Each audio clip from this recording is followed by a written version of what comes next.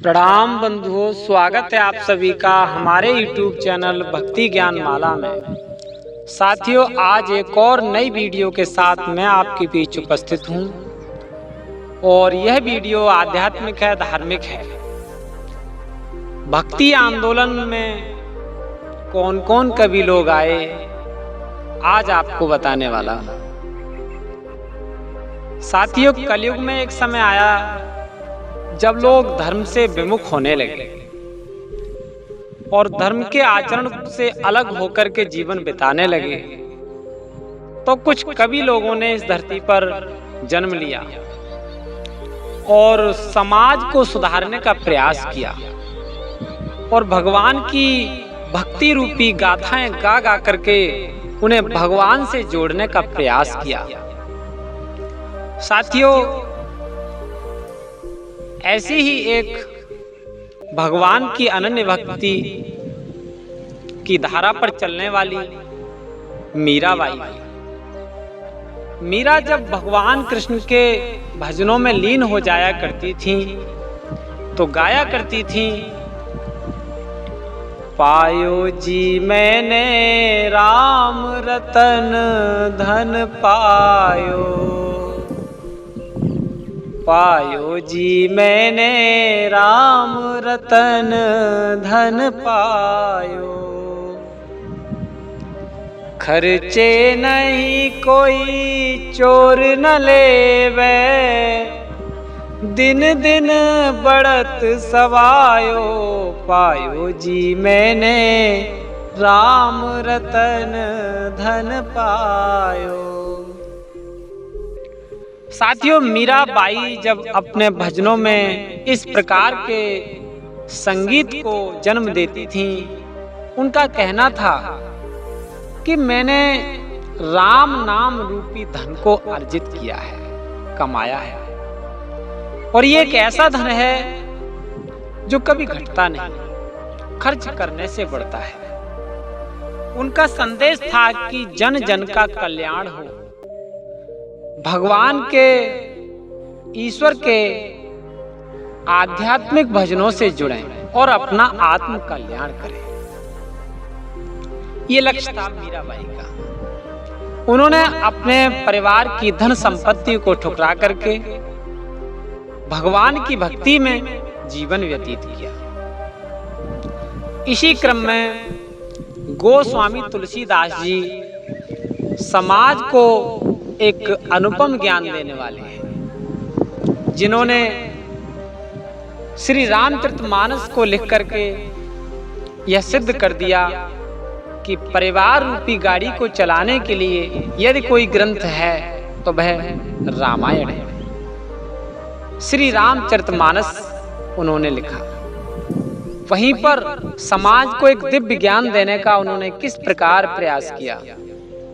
वो कहा करते थे, आवत ही हर से नहीं,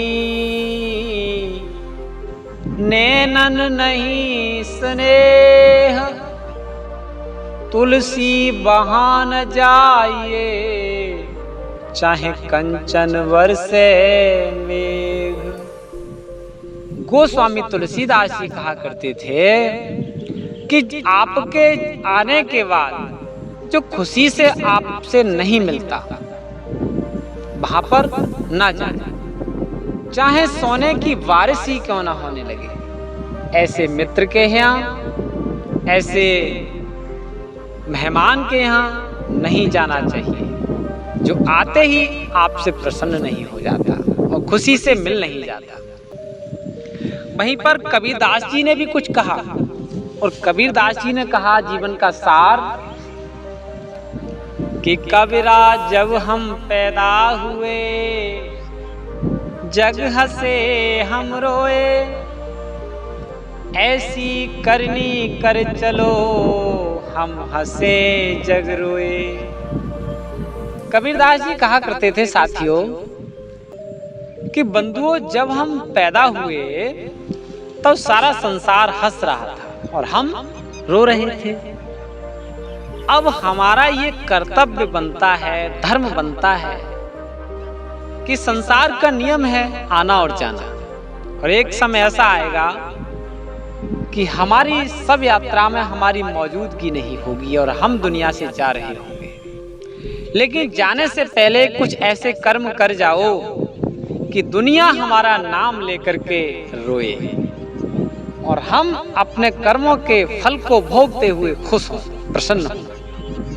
बड़ा सुंदर संदेश दिया कबीरदास जी ने। वहीं पर रहीमदास जी बोले कि रहमन विपदा हूँ भली, जो थोड़े दिन हो हित अनहित आ जगत में, जान पड़त सबको। प्यारे बंधुओं, सुख का आना जितना जीवन में जरूरी है, कहीं उससे दुख का आना और ज्यादा जरूरी है जीवन में। क्यों? क्योंकि दुख जीवन की वह स्टेज है जहां पर दूध का दूध और पानी का पानी हो जाया करता है। जैसे गोस्वामी तुलसीदास जी ने श्री रामचरितमानस में लिखा है, धीरज धर्म मित्र अरुनारी, आपत्ति काल परखिए चारी। धीरज, धर्म, मित्र और अपनी पत्नी, इन चारों की परीक्षा दुख में ही हुआ करती है। वहीं रहीमदास जी ने भी उनके इस कथन को साबित करके दिखा दिया और कहा कि दुख वह अवस्था है जीवन की जहां पर सच्चे मित्र की परीक्षा होती है और अपने सगे संबंधियों का भी निरीक्षण हो जाता है। सच्चे दोस्त और सच्चे साथी वही हुआ करते हैं जो आपके दुख में साथी बन जाते हैं। तो साथियों, भक्ति आंदोलन के कुछ महत्वपूर्ण कवियों के बारे में मैंने आज आपको बताया। इनके पद चिन्हों पर चल करके हम अपने जीवन को स्वर्ग में बना सकते हैं। कैसी लगी है वीडियो? आशा करते हैं आप चैनल को सब्सक्राइब जरूर करेंगे, वीडियो को लाइक करेंगे, घंटी वाला बटन दबाएंगे और हमारी अगली वीडियो की प्रतीक्षा करेंगे। नमस्कार साथियों।